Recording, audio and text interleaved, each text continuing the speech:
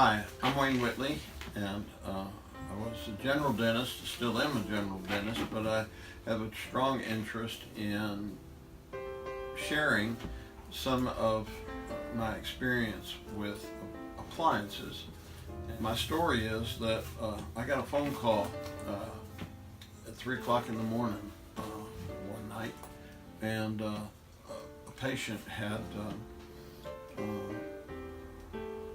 taken her life with a shotgun, and I had been familiar with her case because I was trying to help her with her headaches.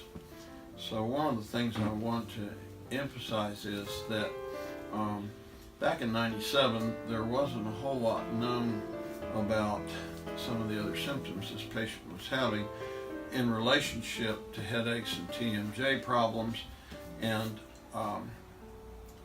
my experience and journey through this is more the school of hard knocks than any new science. It's actually old science, but a new way of looking at it, a better perspective, if you will, a more enlightened perspective.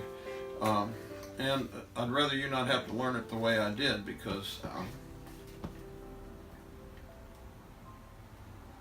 the patient was my daughter. Could not understand, my wife couldn't understand, my family could not understand what had happened. She had a lot of health problems, she was having headaches, and I was able to make some headway with appliance therapy. But there were things that at that time we didn't know, and definitely I didn't know, that you should know. The consequences of that is something I don't want you to have to go through, or anybody's family to go through, whether you're a patient or a practitioner. I see my daughter, people like my daughter on a regular basis now, and I'm aware of the things that are available, and I'd like to make them aware to you. So please, just as a fellow dentist, understand that I don't want you to have to learn it the hard way. I'm 74 in a few months, and I don't want to waste any time, because my experience is just rocking my boat.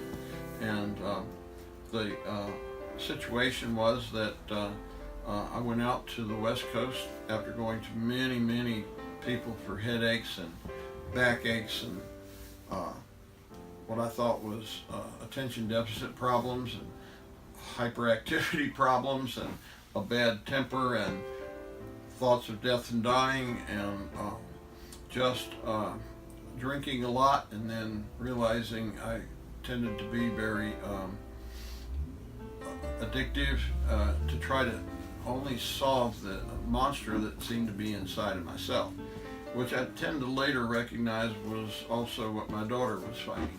And at that point, even though I was living and eating well, and I could not control this swings in mood and the behavior, hyperactivity, and then crashing, and just all the aches and pains for somebody that is very natural in his lifestyle. And so I went out to a clinic in the West Coast at the recommendation of a functional doctor here in town. So when I got there, I was fortunate enough to, in 2 days, have most of that go away. And it was shocking how you could have such a change. And Dr. Robinson was the man, Farron Robinson, and he had it was called TMJ Diagnostics.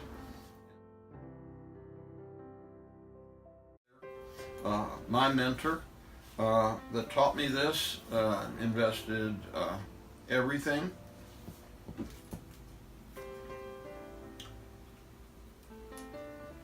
He recently passed away.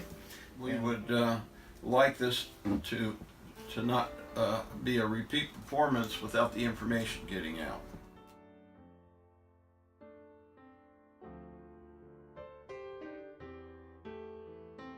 And he taught me over a period of time all about how he was doing this, and I'm blessed to be able to share this with you.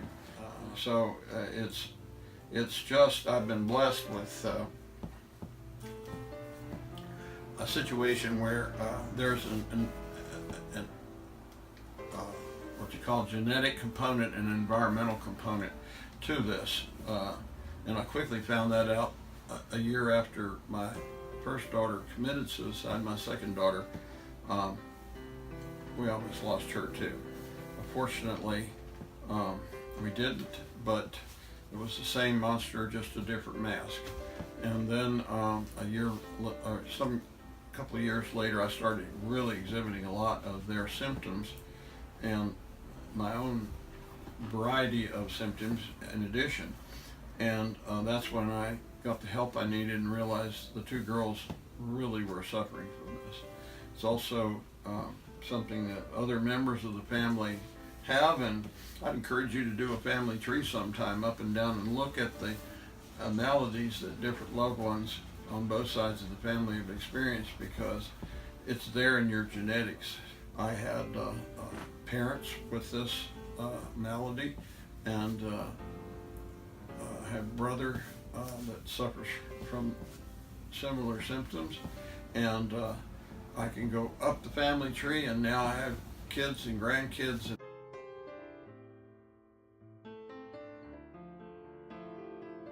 Our purpose is to give you a little history of why I'm sitting here taking the time and effort and energy with Jeremiah.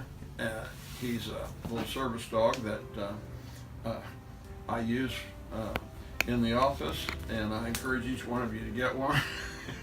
It's totally tax deductible. Patients make their appointments around him, but he's also been a great comfort through all this mess that I've been through over the years. And so it's a double blessing.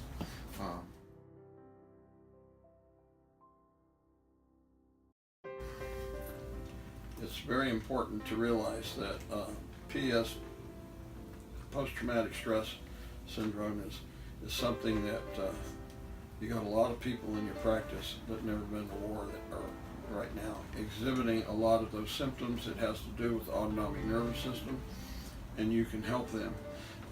You can help.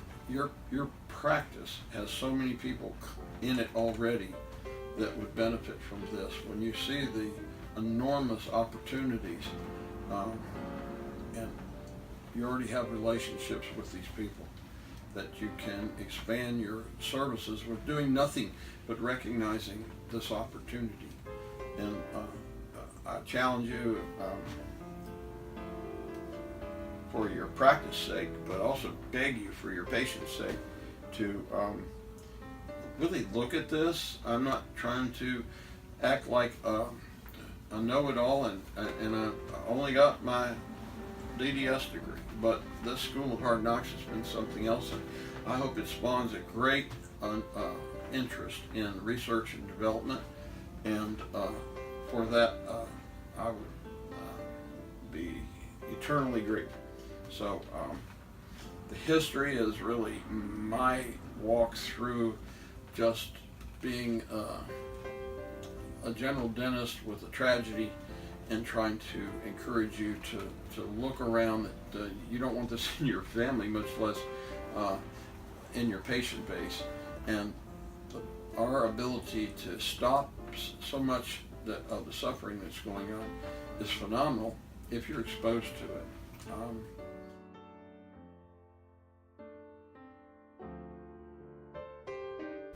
Elevate dentistry to even a higher level in the healthcare field. Working with all the other healthcare professionals is necessary. And finally, instead of partitioning the body up into a bunch of different parts and specialties, we can all work together.